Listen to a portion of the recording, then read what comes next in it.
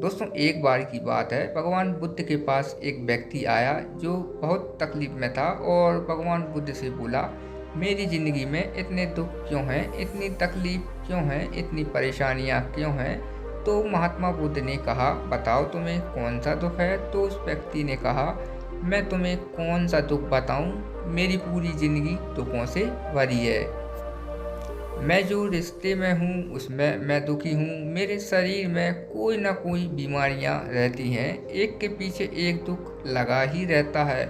मैं अपने परिवार से खुश नहीं हूँ, ना मैं अपने मन से खुश हूँ और ना अपनी ज़िंदगी से खुश हूँ। ऐसा लगता है कि मेरा मर जाना ही ठीक है। तब महात्मा बुद्ध ने उस व्यक्ति से पूछा, तुम्हारे इतने दुखों का कारण क्या है। तब उस व्यक्ति ने महात्मा से कहा, मैं इसलिए तो आपके पास आया हूँ, आप ही मेरी ज़िंदगी में इतने दुखों का कारण बताओ। तब महात्मा बुद्ध ने उस व्यक्ति से कहा, ज़रा गहराई से सोचो, देखो और विचार करो कि तुम्हारे दुखों का कारण क्या हो सकता है। उस व्यक्ति ने बहुत सोचा और उसे कुछ समझ नहीं आया। महात्मा बुद्ध ने उसे उत्तर दिया, तुम्हारे सारे दुखों का कारण तुम्हारा मोह है।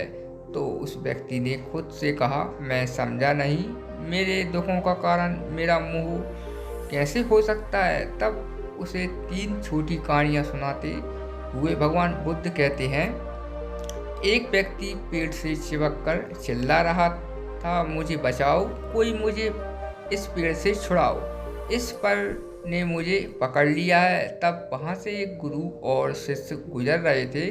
उस शिष्य ने अपने गुरु से कहा, हमें इसकी मदद करनी चाहिए, यह इस पेड़ से चिपक गया है। तब उन्होंने कहा, इसकी कोई मदद नहीं कर सकता। तो शिष्य ने हैरान होकर अपने गुरु से पूछा, गुरुजी ऐसा क्यों, हम इसकी मदद क्यों नहीं कर सकते। तब गुरु ने जवाब दिया, जिस इंसान ने खुद ही पेड़ को पकड़ रखा हो उसे भला कौन उड़ा सकता है, कौन बचा सकता है। फिर महात्मा बुद्ध ने उस व्यक्ति से कहा कि तुमने सारे दुखों को खुद ही पकड़ा है कि यह मेरा है, यह मेरे हाथ से छूट ना जाए, यह मेरे पास रहना चाहिए। इन सारे बंधनों की वजह से और मोह की वजह से तुम्हारे जीवन में दुख है। बुद्ध ने उसे दूसरी कहानी सुनाई। बुद्ध कहते हैं, जैसे एक मकड़ी खुद ही जाल बनाती है और जाल बनाते बनाते एक दिन उसी जाल में फंस जाती है और वह चाह कर भी जाल से बाहर नहीं निकल पाती। ऐसे ही तुमने अपनी ज़िंदगी कितने रिश्तों में बनाए, कितने से मोह लगाया, कितनों को अपना माना है और उनमें मोह रखने के कारण वह आज तुम्हें दुख दे रहे हैं। फिर महात्मा बुद्ध उसे तीसरी कहानी सुनाते हैं। वह कहते हैं, जब शहद से भरे एक डिब्बे में मक्खी घुस जाती है, शहद के मीठे डिब्बे में उसे बहुत आनंद मिलता है, बहुत प्रसन्नता होती है और अगर वह चाहे तो थोड़ा सा शहद चखकर बाहर आ सकती है। लेकिन वह शहद के रस में इतना डूब जाती है, इतना खो जाती है कि वहाँ से और कहीं जाना ही नहीं चाहती और शहद में उसके पैर और फंस जाते हैं। जब तक उसका पेट भरता है वह पूरी तरह से भर जाती है। फिर वहाँ से निकलने की बहुत कोशिश करती है, वह पीछे जाती है, आ जाती है, वहाँ जाती है, लेकिन वहाँ से हट नहीं पाती। उसी तरह तुमने भी अपनी ज़िंदगी में रिश्तों में आनंद लिया है, सुख लिया है। शुरू में तुम्हें इन्होंने बहुत सुख दिया है, आज वही रिश्ते तुम्हें दुख दे रहे हैं। ऐसे ही जब कोई व्यक्ति स्वास्थ्य की परवाह ना करके स्वादिष्ट रसों के पीछे पड़कर कुछ खाने लगता है तो आगे चलकर उसका स्वास्थ्य खराब होने लगता है, उसका शरीर खराब हो जाता है और उसके शरीर में रोग आने लगते हैं।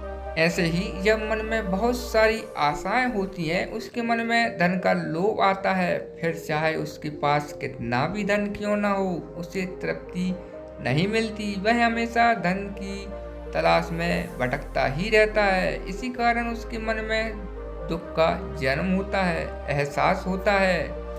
महात्मा बुद्ध की बात बिल्कुल सही है, यही वजह है मेरे सारे दुखों की।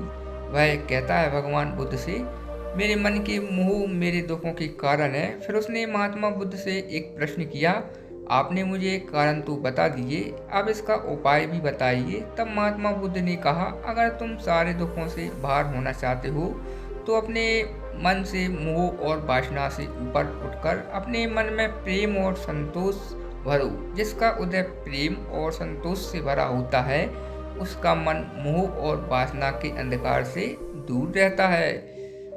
इस कहानी से दोस्तों हमें सीख मिलती है, हमारे सारे दुखों का कारण हमारा अपना बनाया हुआ मोह है। अगर हमें जीवन में खुश रहना है तो हमें मोह से दूर रहना होगा।